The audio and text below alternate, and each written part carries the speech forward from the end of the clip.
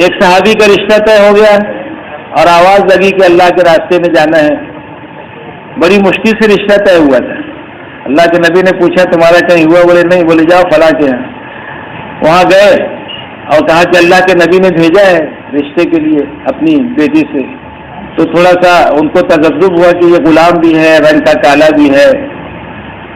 کوئی بھی بات چاہے گا کہ تھوڑا سا اچھی جگہ دے، دیکھ دکھاؤ میں بھی اچھا ہو، ٹھیک ٹھاک بھی ہو، رہنے سہنے کا ٹھکانہ بھی ہو.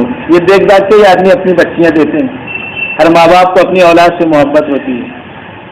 تو ذرا سا آگے پیچھے ہوئے، ان کو کہا کہ ٹھیک ہے، انکار بھی تو نہیں کر سکتے تھے اللہ کے نبی کی طرف سے پیغام.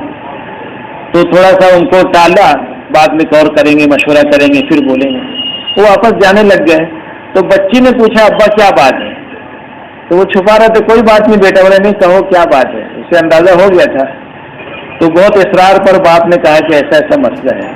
تو بچی کا دینی ذہن تھا. کہا کہ ابا بلا لیجئے اور قبول کر لیجئے، اللہ کے نبی نے بھیجا ہے. کس نے بھیجا ہے؟ نبی کی بات کا انکار جو ہے دنیا آخرت اپنی بگڑ جائے گی، خراب ہو جائے گی. بلا لیجئے، قبول کر لیجئے. ہمارے مولانا چراغ الدین صاحب جو ہے راجستھان کے، ان کے ساتھ سفر میں تھے ہم لوگ. ایک مرتبہ مولانا بھی تھے. تو اکثر یہ واقعہ سناتے وقت وہ بچی کی بات کو منظوم انداز میں پڑھ کے سناتے تھے. تو یہ بچی کی بات کی ترجمانی اس میں ہو جاتی ہے. بچی گویا یہ کہہ رہی ہے زبان سے کہ غور کر ابا نہ تو اس کے رنگ کالے کو دیکھ، غور کر ابا نہ تو اس کے رنگ کالے کو دیکھ، میں تو یہ کہتی ہوں کہ بھیجنے والے کو دیکھ. میں نے یہ مانا کہ رنگ میں کالا اور حسن میں بھی ماند ہے، مگر بھیجنے والا تو ابا 14ویں کا چاند ہے. جس نے بھیجا وہ تو 14ویں کا چاند ہے. قبول کر لیجیے رشتہ. اس کو بلایا اور کہا جاؤ تیاری کرو. خوشی خوشی گئے. کہا کہ میرے پاس تو کچھ ہے نہیں. اللہ کے نبی نے کہا جاؤ فلاں کے پاس، فلاں کے پاس. ان سے کہو کہ اللہ کے نبی نے بھیجا ہے، کچھ رقم دے دیں. چنانچہ چند صحابہ کے نام بتائے، ان کے پاس گئے. کچھ درہم جمع ہوئے اور اس کو لے کر شادی کی تیاری کے لیے بازار میں گئے. اور وہاں آواز لگ رہی تھی یا اہل الانصار، اے دین کے مددگاروں، یا اہل الانصار الصلاۃ الجامعہ النفیر ارکبی. بس یہ چند جملے صحابہ کے لیے زندگی کی تشکیل تھی. کیا تھی؟ اپنی 4 مہینے کی تشکیل تو مشکل سے ہوتی ہے. بس یہ چند جملے زندگی کی تشکیل کر دیتے تھے. یا اہل الانصار، اے دین کے مددگاروں. تو بجائے اس کے کہ وہ شادی کا سامان خریدتے، وہ اللہ کے راستے میں جانے کا سامان خریدا. سواری کا انتظام کیا، تلوار، ڈھال، یہ ساری چیز. اور اپنے چہرے پر نقاب ڈال دیا کہ اللہ کے نبی پہچان نہ لیں. اگر پہچان لیں گے تو پھر واپس کر دیں گے. چنانچہ وہ نقاب لے کے ڈال کر روانہ ہو گئے. صحابہ کرام کا تاثر یہ ہے کہ ہم دیکھ رہے تھے کہ یہ کون صحابی ہیں اس طرح بے جگری کے ساتھ لڑ رہے ہیں اور صفحے کی صفحے الٹتے ہوئے دشمنوں کے جھمگٹے میں گھستے چلے جا رہے ہیں، یہاں تک کہ خود بھی شہید ہو گئے. جب ان کی نعش لائی گئی تو اللہ کے نبی نے پہچان لیے تو جلیبیب ہیں جن کا رشتہ طے ہوا تھا.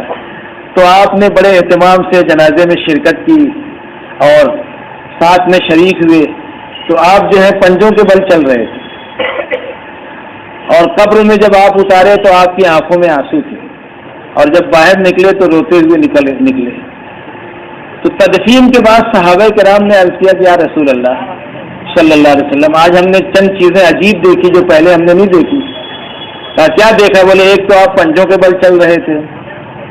اب اس میں 2-3 واقعات ہیں. شاید ابن معاذ کیا ہے، ہاں ان کا بھی ایک واقعہ آتا ہے تھوڑا ملتا جلتا کچھ باتیں. 2-3 صحابہ کے، ایک جلیبیب ہیں، ایک سعد بن اسود ہیں اور ایک سعد ابن معاذ ہیں. تو یہ اس طریقے سے تو فرمایا کہ فرشتے اتنے اترے تھے کہ پیر رکھنے کی جگہ نہیں تھی. تو میں پنجوں کے بل چل رہا تھا اور قبر میں جب لٹایا تو میرے دل میں خیال آیا کہ کتنے ارمان تھے اس کے دل میں. رشتہ طے ہوا اور اللہ کے فرمان کے سامنے اس نے اپنے ارمان کو قربان کر دیا. اس پر مجھے افسوس تھا کہ یہ اپنی تمنا دل میں لے کر دنیا سے رخصت ہو گیا. اس کی اس بے بسی بے کسی پر، غربت پر مجھے رونا آ گیا. لیکن اللہ تعالیٰ نے مجھے دکھایا کہ حوریں آپس میں لڑ رہی ہیں کہ جلیبیب کو مجھے دے دو، منگنی میرے ساتھ ہو جائے. تو اس لڑنے میں ایک حور کا دوپٹہ اس کے آنچل سے ہٹ گیا. اس لیے میں مسکراتے ہوئے باہر آ گیا کہ یہ تو جلیبیب کا حق ہے، میں کیوں دیکھوں، جلیبیب کی حوریں ہیں یہ. تو مسکراتے ہوئے میں آ گیا باہر. تو قربانی پہ اللہ تعالیٰ نے جنت کی حوروں کو دکھایا کہ حوریں آپس میں لڑ رہی ہیں.